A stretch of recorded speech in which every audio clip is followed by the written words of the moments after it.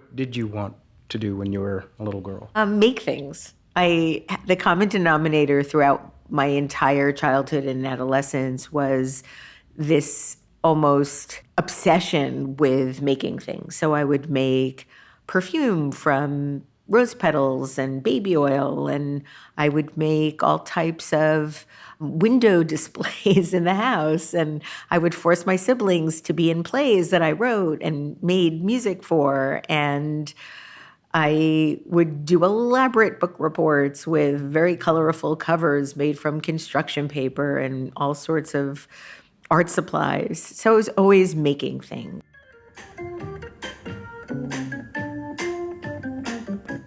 I'm Drew Lang. I'm Robbie Arps. You're listening to the Brick and Wonder podcast. In this episode, we're joined by Debbie Millman, a graphic designer, podcaster, and the chair and co-founder of the Masters in Branding program at the School of Visual Arts. Debbie is among the world's longest-running podcasters, with her podcast now in its 21st year. We spoke about her years of podcasting, then we spoke in depth about the notion of designing your life. Debbie has a framework she engages quite successfully for her own life, and she teaches the framework to her students. But it's not a fail-safe. We talk about how fear and regret and other barriers get in the way, and that ultimately, how successful we are depends on what we do and what we don't do. We discuss how our success depends not only on the goals we set, but the decisions we make, whether or not we act or succumb to our fears. Here's our conversation with Debbie Millman.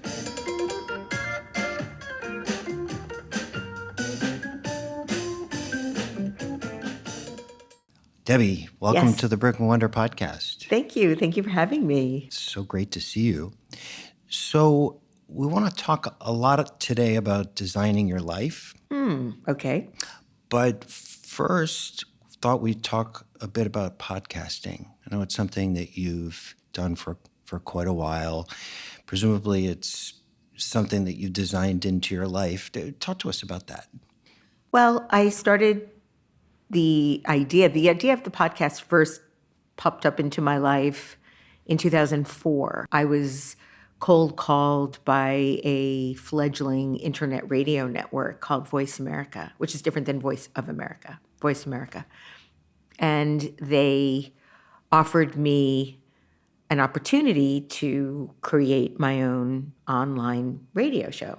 And I thought they were offering me a job as a host, when in fact, really what they were doing was giving me an opportunity to pay them to produce an online radio show. But at the time, I was feeling that my creative spirit was being diminished by my corporate career, which for years and years I'd been building without much traction. And then in the 8 or 10 years before I did the show, I had started to really finally make a career for myself. But when I did that, because it was a corporate career, all of my side projects, the scrappy stuff I had been trying to do, fell by the wayside. And so 8 to 10 years into that, I started feeling really bereft that I had lost or maybe killed my creative soul. And so when this came up, I thought, oh, why not try something that I've never done before? Maybe that will reignite my scrappiness. And I decided, since I was doing really well with my career at that point financially, why not invest a little bit of money into doing this? And so in February of 2005, my radio show was born. It was live. I conducted it on a landline, talking to somebody else sitting in front of me with their holding another landline, so there was lots of feedback. And at the time, my dad worked during the day as a pharmacist, and it was hard for him to stop everything at 3 o'clock on Friday afternoons to listen to the show. Plus, he was a little bit technologically challenged, as many were in 2004, 2005. And so a very dear friend of mine suggested that I upload my digital file to iTunes as if I were an indie musician.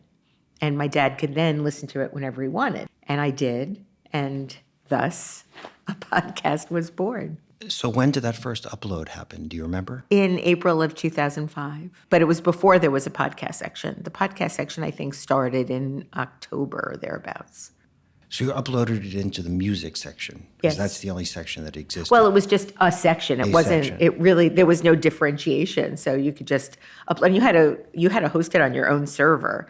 And I remember my tech guy coming over to me after doing that for a couple of weeks, and he's like, "We have a lot of people coming to the server. What's going on?" And I was like, "Oh yeah, that's where my show is being held." How did you get the word out? I sent emails to my friends. Old tried and true. Yeah. I mean, it was the first time I was sending out mass emails and learned very quickly to BCC everybody. Because you CC'd everyone. Yeah. And so has the podcasting been continuous ever since? Yeah. One of the longest running podcasts in the world now. That's incredible. I know. It's crazy. So how does it feel? I mean, does it still feel fresh? Does it still feel good? Do you still love it? Is it still part of the design of your life? I still love it most days. I'm still challenged by it because I get now, especially after 21 years, some of the world's most creative people. But it takes a lot of time. I spend far too much time doing research. And I was a little bit burnt out last year because of all of the 20th anniversary hoopla, which I appreciated and loved and worked really hard for. But then I was really, really happy. My producer and I, we decided to do 20th anniversary compilations. So the best artists, the best designers, the best playwrights, the best musicians, the best scientists, the best poets. And so we organized shows around themes of discipline.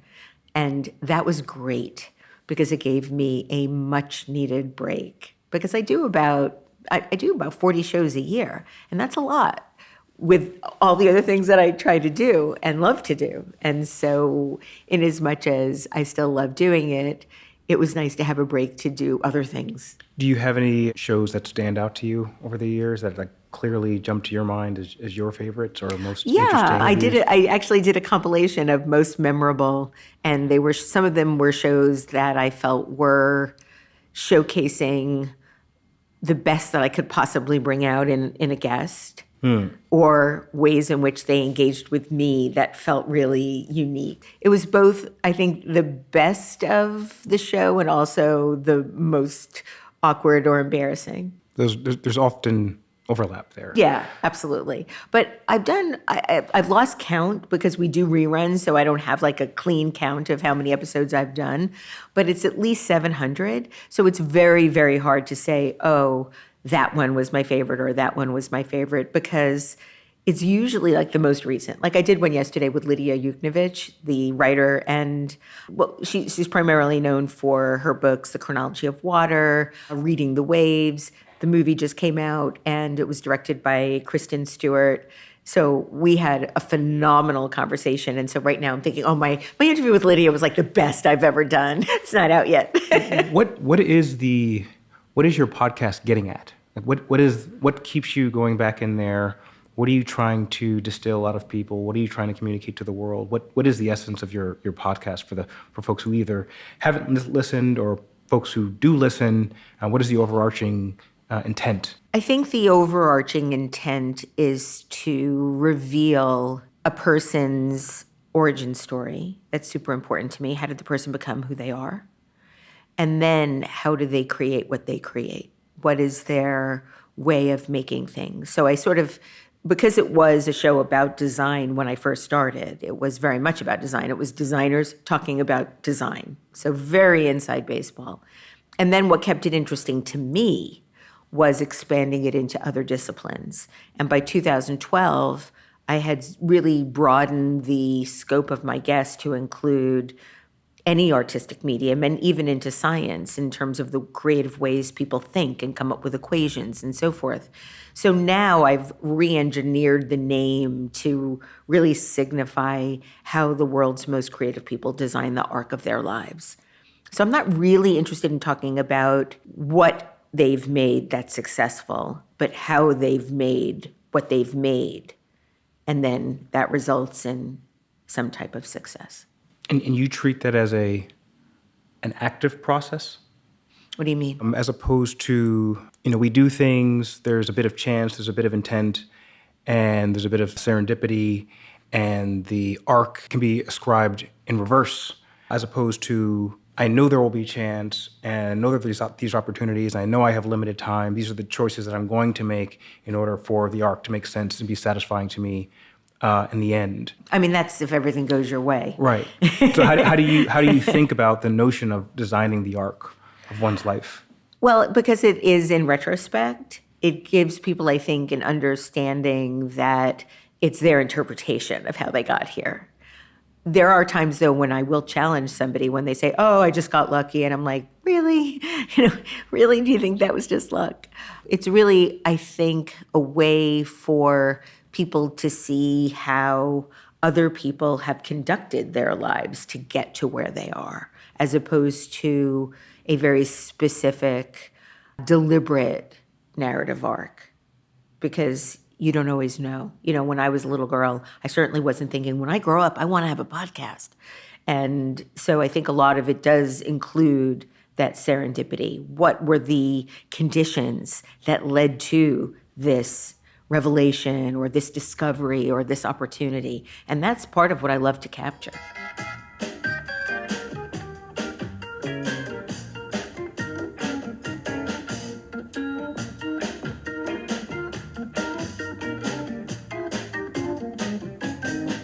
Do you come from a family of makers? To some degree. My mother was a seamstress, and she graduated from FIT, one of the first graduating classes. And so she was also very talented in drawing. And so she taught me how to draw. And she had her own business as a seamstress. She advertised in the local penny saver. And so people that were unusual sizes, big and tall, they would come to her and she would make custom clothes for people in our basement. She had a little sewing studio. And I didn't know this at the time, but in haute couture, the designers will draw the model or the celebrity that they're making something for, and then cut out little pieces of the fabric that they've used to make whatever they've made, and then they hang that up in their studios. And so my mother did that. And so her studio, her little studio, which literally was in the basement, the walls were covered with all of the drawings of the people that she had made clothes for with little swatches of the fabric. And so I would do that too. And I would Naturally learn how to draw in that way. And I was always super frustrated because she was always so much better than I was at it, but she was also an adult that knew how to draw. So I would get very impatient with myself, as I still do when I'm not doing something as well as I want to be doing it. But that's how I learned to draw.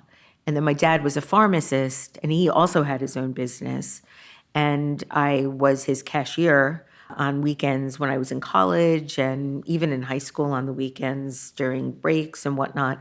And that's really where I think I developed my instincts and talent for branding, especially behavioral psychology as it relates to product development and selling. The title Design Matters, was that always the podcast title? It was always the podcast title. I wish I had titled it something else because it is. I actually love the title. Well, it's not just about design. And so for people that haven't heard of the show or are looking for a show, they might not necessarily go to it organically because they think it might have to do with interior design or fashion design or graphic design. But that ship has passed. It's been 21 years. Even I, as a brand consultant, know you don't give up the kind of equity I've built. I really like the phrase. I can see the challenges, though, given the guest lineup that you've evolved to have. We talk a lot about that in our design world of the built environment. As you may know, the audience of the Brick and Wonder podcast is largely people who work or appreciate the built environment in one way or another. We talk about this notion of design mattering to ourselves, right, versus the people for whom we are designing, and there being a difference between the two. Is that something that you were thinking of when you came up with the title, or is it something that you think about as the years go by? No. I feel stuck with it. And if I had to do it all over again, I might have called it What Matters, because really what I'm talking to people about is what matters to them. But like I said, that ship has sailed. I have a column on print magazine called What Matters, where I do a Proustian questionnaire, the same questions to everyone, and I publish that every week. And that's my other way of learning about people. It's all just one big ethnographic study, really. Amazing. So just jumping over to the academic side of what you do, which is, I know, a big focus of yours. You teach a class and have for a number of years around designing one's life is part of a course that you take. Is it still? Yes. Yeah. I run a graduate program at the School of Visual Arts. Actually, we created the world's first Masters in Branding program 17 years ago. It is still one of the few that exist, but there are others now, although I think ours is the best. And I teach a class for the graduate students, very tongue-in-cheek, called A Brand Called You, which is a riff on Tom Peters' book, The Brand Called You, which is, again, a tongue-in-cheek way of framing the coursework, which is not about branding yourself, because I don't really believe in that, but really more being able to defend your unique and original ideas. So it's a bit of a play on words, but it still does include the exercise that I learned from Milton Glaser, which is the 10-year plan of writing your life in the future and waiting to see what happens. But his exercise was for 5 years. Mine is 10 because I did it when I was in my 40s. I'm teaching kids mostly in their 20s and 30s, so I want to give them a bit more runway. And how long a segment is that part of the course? Well, it's really just 2 or 3 classes in the overall coursework, because I talk about the exercise, I share what the exercise is, the power that it has, and then part of what makes it so powerful is the declaration of these essays that people write, the sharing, and I think that puts it out in the world in a really unique way. And that was part of Milton's way of doing it. And I'm really just continuing his efforts in this realm, just making it a longer exercise, not 5 years, but 10 years. And it still is as magical as he said it was. My 5-year plan took 13, but most of it came true. And the things that didn't were things that I could have made come true if I wanted to, and I didn't. So that was some interesting choice making. But I get calls all the time, emails from students that have had great success as the years go by, manifesting the things that they hoped for in the previous years when they were my student. How do you think that comes to pass? Why do you think it works? Well, if I knew, I would have a very different life. I don't think there's any way to know these mysteries. And I'm not saying anything about not being happy with my life. I'm just saying that if I knew that, I could probably play the stock market. I don't know how it happens. I think there's something really interesting about making very deliberate choices about how you see your future and then sharing that. I think you do plant some seeds maybe in your psyche to then bring those to life. I'm not really a woo-woo person. I'm all about science, but this is a mystery that I couldn't explain. And how did you come to be so focused on either that mystery, this practice, coming from a purely commercially creative world? What was brewing inside you that led you to want to understand some version of what it means to live a good life and and take some control over that, as opposed to continuing on in whatever professional or personal trajectory that you were on? Well, I don't know that I was on any specific single-minded trajectory. Part of the way I've always lived, even in high school, was doing a lot of different things. I was always really fascinated by a wide range of things. And sometimes they overlapped and sometimes they didn't. But it was always important to me to be very full in my pursuits. And that continued through college, and that's continued through my 40-year professional career, where even when I was focused on my commercial career, so I would say between and very single-minded between the years of 1995 and 2004, I still ultimately ended that period of my life very, very desperate to bring that multiplicity back. And I've done that. And that began with writing and then the podcast and then bringing all the other things that I'd been doing since I was a little kid back into my life, writing, drawing, and making things. And so that, aside from that 10-year period, I've always had this range of things that I was pursuing. And I think that that's a choice. When you have that, when you do that many things, it's a lot harder to achieve mastery as fast as others might, but I'm willing to risk that because I get so much enjoyment doing so many different things, and they do very realistically fuel the other things. Are there things that you feel like you've missed? I mean, there are things that I know I've missed. Like what? Children. I don't have any children, but I don't regret that. And there was only a brief time in my life when I thought I wanted them, and I ended up having 2 miscarriages, and then felt that that my age and the trauma were too intense. I was already 40. Because fertility options weren't what they are now, 20-something years ago, I was limited. And again, I only thought that I wanted to have a family in that regard for a very short period of time. And now I recognize that that was not something that happened in my life, but that was a choice, and I don't regret it. And I don't feel like I missed anything. But I would say that's primarily the big thing. I also really regret that I don't know how to play an instrument, and I foresee that changing. And I also regret that I didn't learn a language sooner, but because I've always been really embarrassed by the fact that I only speak English. But for the last 800 days, I have been a very diligent student on Duolingo, learning French.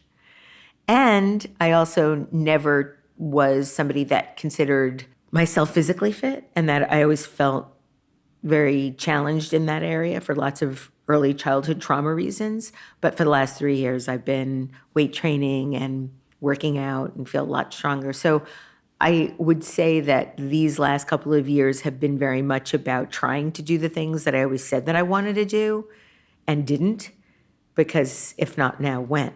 And that's become a bit of a mantra for me in my life. Do you have sort of a next 10-year projection? Or are you in the midst of one? I'm in the midst of one. I wrote another one after the manifestation of so much that had come to be in my first 5-year plan at the end of 2017. Well, actually in 2017, I said, I'm going to write another one. But I procrastinated to the point where I ended up writing it December 31st, 2017. New Year's Eve, I stayed home. I wrote my next one. So I'm in the midst of that. Interesting.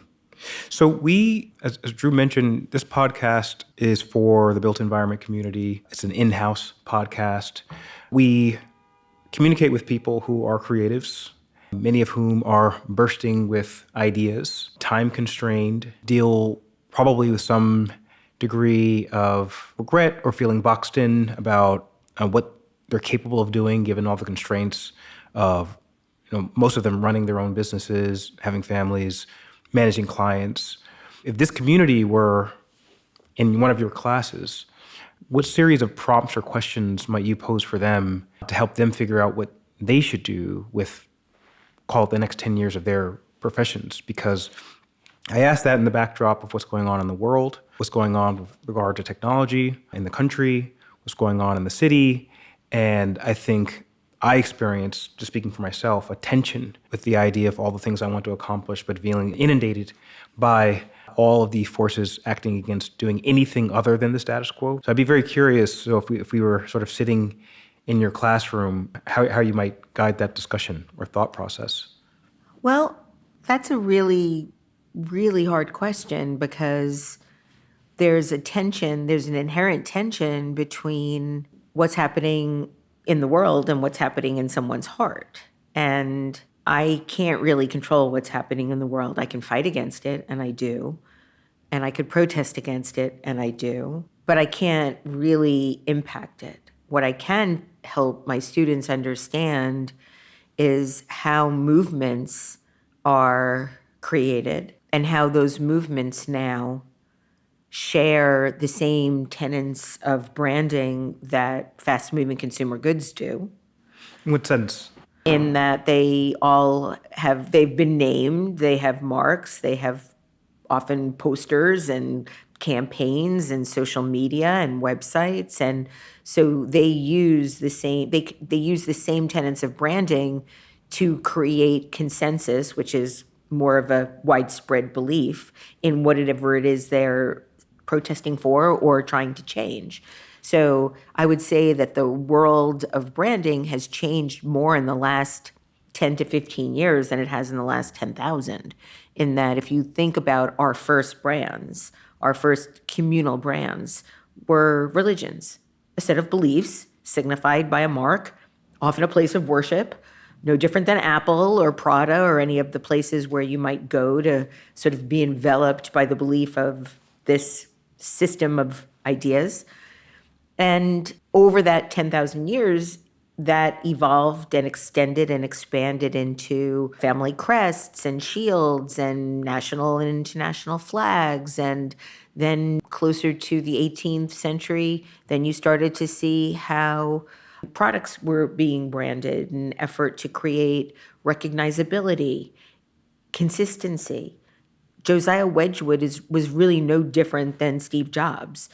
Josiah Wedgwood created the first environment where the products were displayed almost as if they were artwork. So now, beginning about 15 years ago, we started, and let me go back and say one other thing about this. Those brands, the religions and so forth, are what I call bottom-up brands.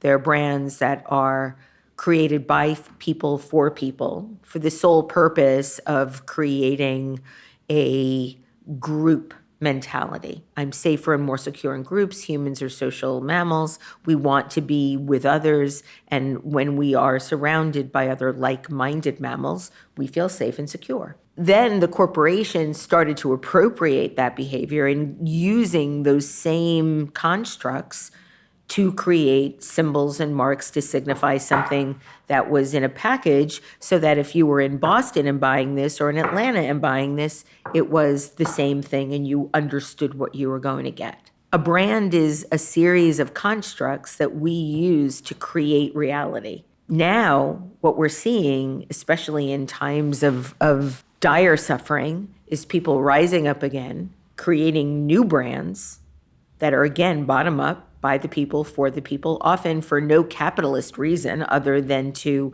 bring like-minded people together to incite change, to reflect a belief, or to protest a belief.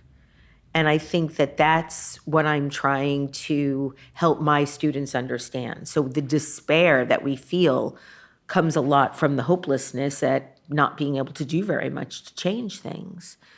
But when you're in my classroom, if we look at the ways in which society has engaged with brands and the idea of branding over the course of modern history, it's more often not been used as a capitalist tool, but really as a way to convey meaning.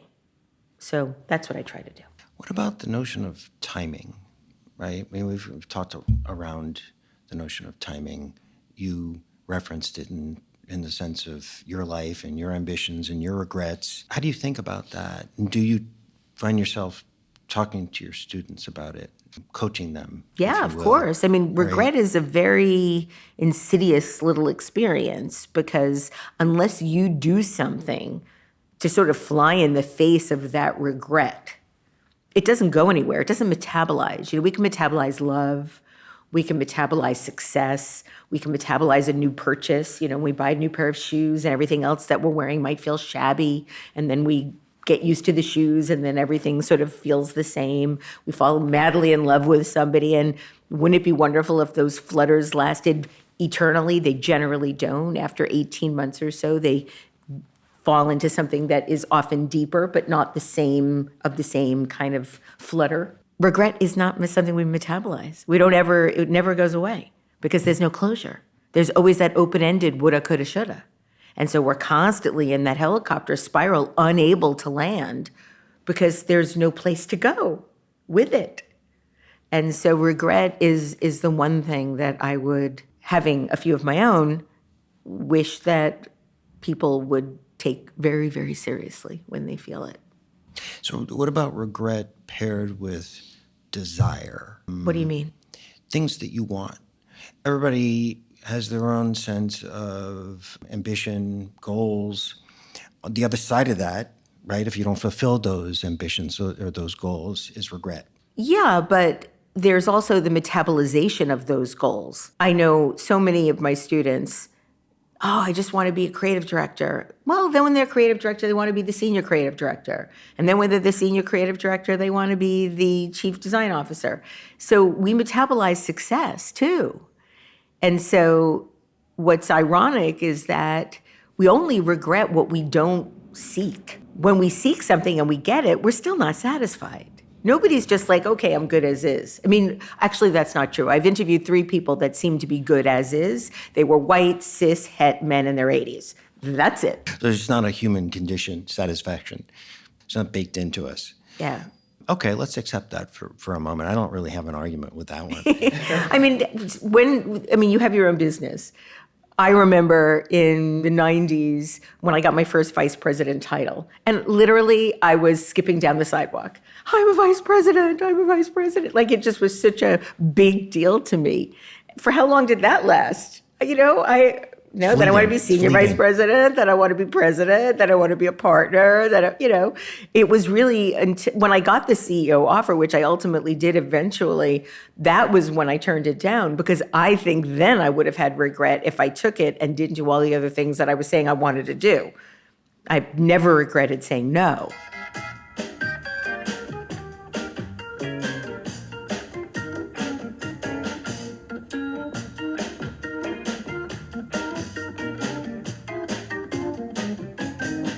But what about all the people who just sit with their ambitions, right? Because That's fear. It's fear. Right. So let's go to the fear factor. How do you contend with fear, right? Fear holds all of us back. There's sometimes when we should heed our fears, and then other times when we should do something else with them. We should overcome them. It's not really possible to overcome something that we're afraid of before we confront it. That's just physiological.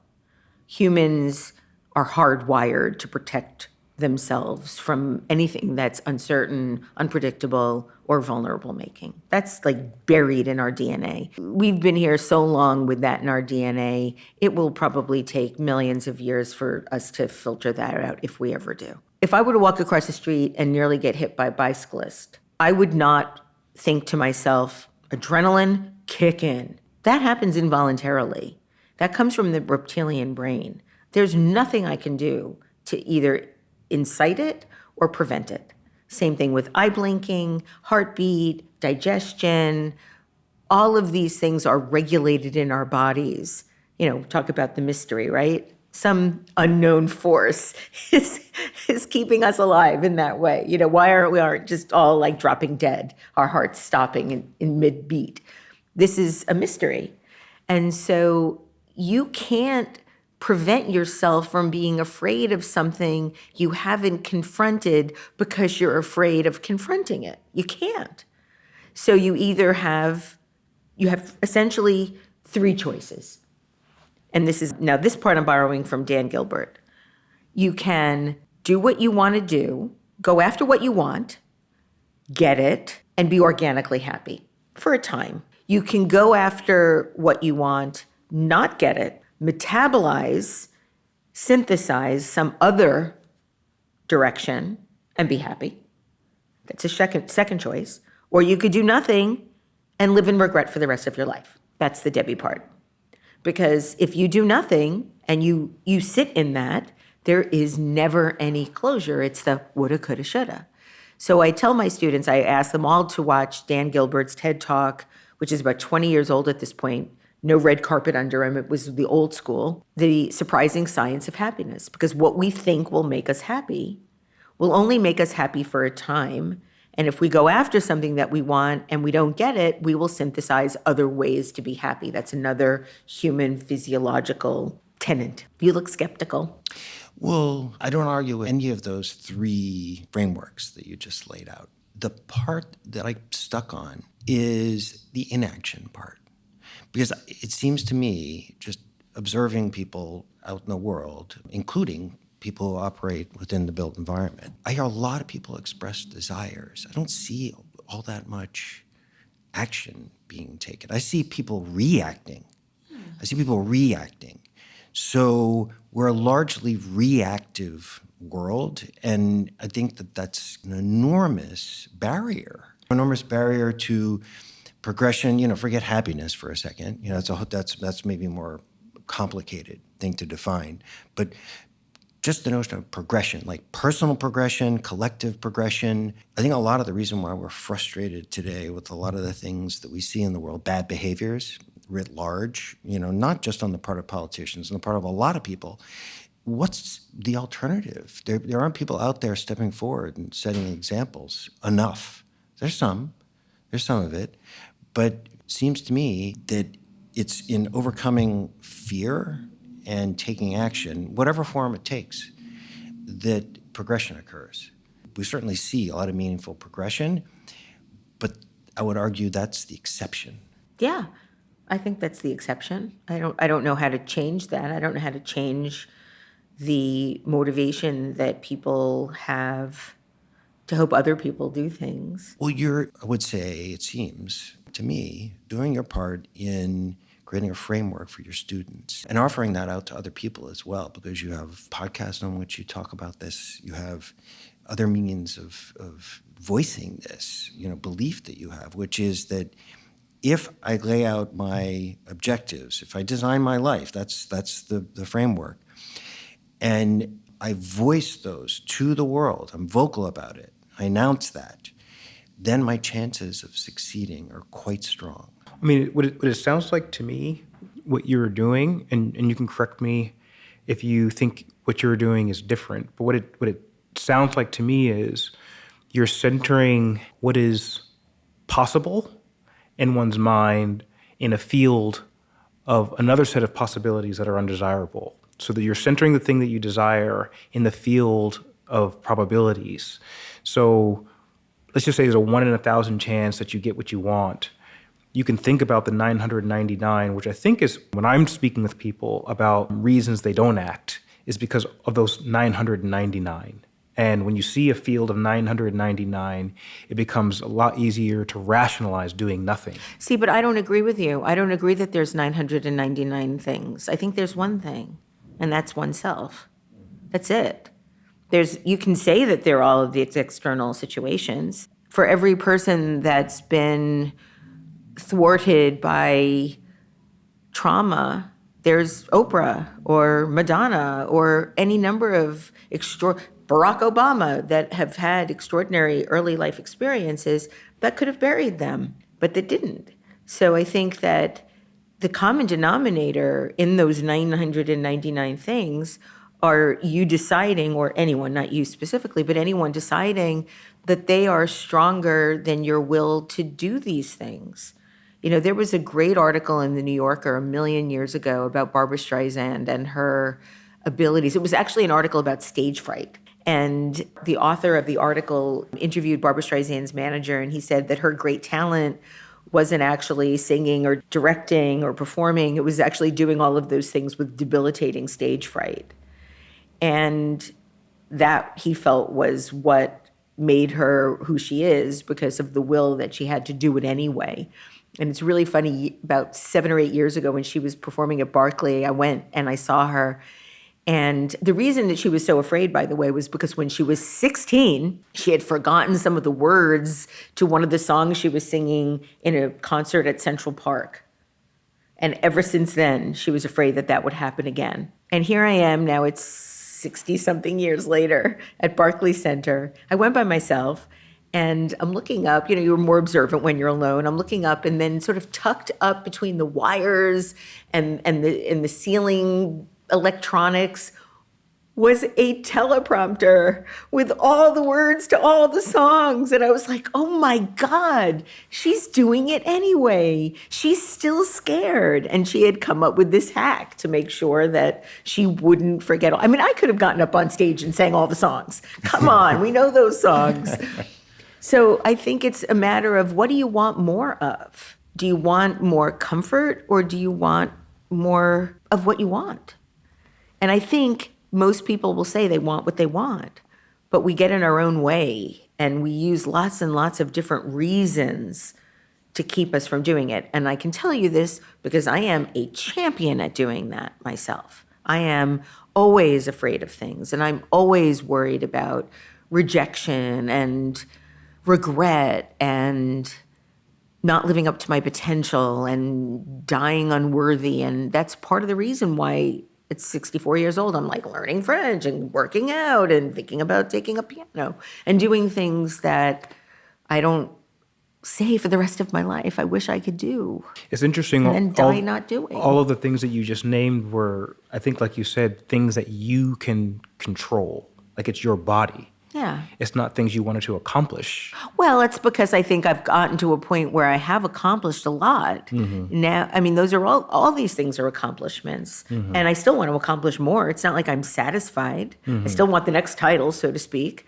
But I think that aside from maybe single mothers or single parents, that there's enough time to do the things we want to do if we just organize it in a way that allows for it. So in addition to force of will, which I agree with you, is probably a key characteristic of people who are able to see what they want in the world happen, are there other things that you've noticed across the people that you've interviewed over the years?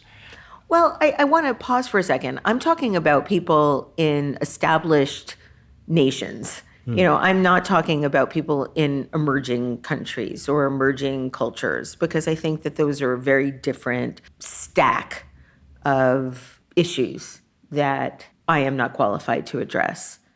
That's very different from somebody living in this country, in the United States, with the opportunities that most people can find or get.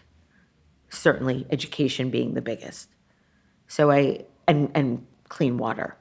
So I want to be really careful. I'm talking from a very privileged position, and I'm talking about people in a very privileged country. Fair enough. Yeah, that makes sense. So amongst those people that you've interviewed over the years, what are other common denominators of folks who have been successful at, they have the plan, the 10-year, the 5-year, whether it's literal or conceptual, and that stuff happens. So there's folks like Barbara Streisand who have a force of will, who overcome. What are other characteristics that you've observed in people who are able to enact their will, their creativity on the world? I think that a lot of it comes from a deep inclination to keep making things. I think that Like a compulsion. Yeah, I don't know that it's about achievement and success as it is being in the feeling, immersed in the feeling of making.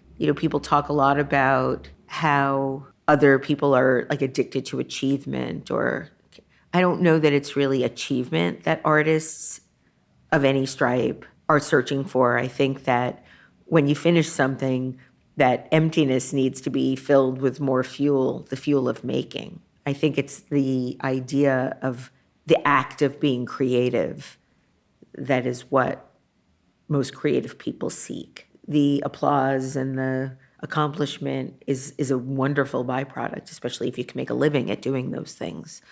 But I think the real compulsion is to feel connected to the creative spirit. That certainly resonates with me. I mean, just speaking personally, I've also had the titles, and I've mostly found them to be very empty. Typically, that title immediately comes with a sense of listlessness. And it is identifying that really it's the desire to create and make something, almost like when you're a kid. It's that pure, and connecting with that, which allows one to, I think, to develop some degree of myopia and to not see the 999, not see all the ways that you could fail and others have failed. It doesn't matter, because your only option is to give in to the compulsion to create. I think that also comes after a great deal of work. When you're in that zone, that's a very special place. It takes over. It takes a willingness to put yourself out Yeah. there. It takes a willingness to fail, frankly. And, even by stating that you want something doesn't mean you're entitled to it, right? You have to then go out and work for that. It takes a lot of work to get work you love. How do you talk to young people about the topic of meaning and creativity when they're getting lots of messages today that all of that is to be outsourced to machines at some point in the future. Maybe it's overblown, maybe it's more of a headline, but it's something that I have heard a lot in the zeitgeist from younger people who aren't established, who don't have assets of control and titles and connections. They're worried about the very nature of what it means to be a creative and to live a good life. Have you had many of those discussions at all in your academic sphere? You mean in relation to technology? Mm-hmm. Yeah. I mean, I'm more worried that, so I think that this whole outsourcing jobs is certainly a concern and a big one. But what I'm more worried about is the outsourcing of brains to AI by young people. If you're older, if you have a practice, if you have ways in which you've understood how to make things, you've experimented, you've discovered, you know what that takes, you know what is needed, what is required. So if you could use an artificial assistant to help you, great. But if you're a student outsourcing your thinking, then we're in trouble. And I'm old enough to have lived through the last technological revolution, or the last two, in the 80s with the advent of computers, and then in the late 90s into the early 2000s with the explosion of the internet. Both times we were told as designers that these ways in which people were living and engaging with the world and with technology were going to ruin our disciplines, especially in the 80s. I remember very prominent designers saying, I'm never going to do anything on a computer. It's that you lose your soul. And I did end up seeing those very same designers using computers later on in their lives. But in fact, both of those time periods, the mid-'80s and then the early 2000s, hundreds of thousands of jobs were made and created with and for the technology. So I think it might be a little too soon to tell in saying that the job market is going to disappear. And yes, that is a concern. But on the front lines of seeing both graduate and undergraduate students depending on and relying upon artificial intelligence to think for them, to write for them, to figure things out for them, that is what's terrifying, because these are the people that are inheriting culture. And that's what I'm really worried about. You're actually seeing it? Oh yeah, are you kidding? My wife teaches a creative writing class. Creative writing. The whole point of creative writing is to write creatively about your ideas, and they're outsourcing to AI. That is a tragedy. That's what I'm worried about. It's too easy. It's too easy. Yeah, and that's a very practical concern, but it doesn't even touch on what you're talking about, which is more meta, more higher level thinking. Not only what do you do, but how do you feel about it? How do you derive meaning from it? How do you live your version of a good life? It goes all the way up the stack in my mind. Yeah, I mean, I think it's wonderful. I mean, I've interviewed doctors that are using AI to find new ways of thinking about Alzheimer's, looking at large language models, looking at large math models. I mean, once you have a certain expertise, if this can help sort of put that expertise on steroids, that's great. But you have the expertise. It's like not being able to drive until you're a certain age, right? You wouldn't put a kid in a car. Why would you give a kid the key to finding all the answers that they need to be able to understand how to discover on their own? Why would you outsource that? And I know kids that are in elementary school using AI. It's too easy. Ravi knows about that one. He has a 5-year-old. So, Debbie, we have 2 customary closing questions. Okay. The first one is a fun one, we hope. What are you doing wrong right now, and what are you doing to fix that? Oh, I love that question. Oh, I love that question. What am I doing wrong? I am procrastinating at taking a very important next step in my life, and I'm working really hard in therapy to overcome it. Can you tell us what that is? No? No. Okay, fair enough. I Fair can enough. only tell you when I tell the people that it would impact. Gotcha. I'm too scared. Fair enough. And then the second question is, what is one question that you would pass on to the next guest that you would want answered by them? Oh, I would need to know who it is, I think. Like if it's Barbara Streisand versus, Shaquille O'Neal.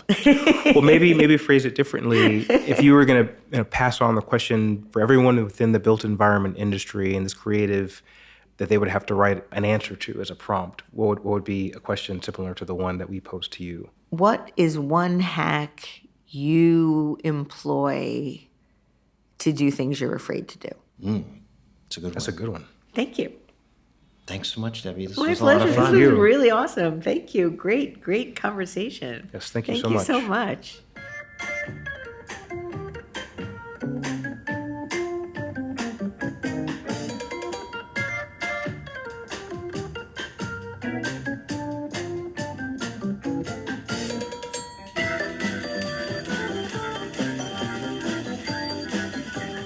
That was Debbie Millman, a graphic designer, podcaster, and the chair and co-founder of the Masters in Branding program at the School of Visual Arts.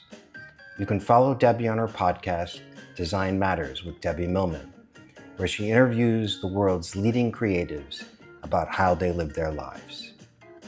Thanks so much for joining us.